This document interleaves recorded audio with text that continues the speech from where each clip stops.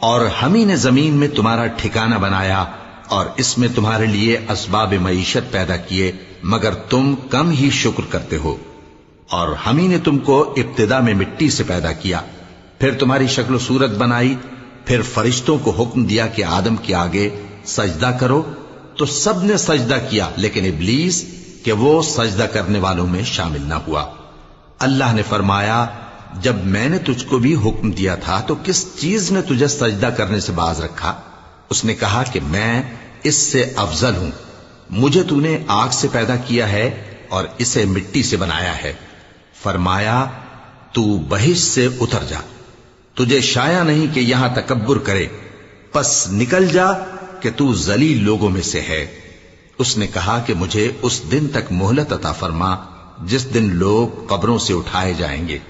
فرمایا، اچھا، تجھ کو مہلت دی جاتی ہے۔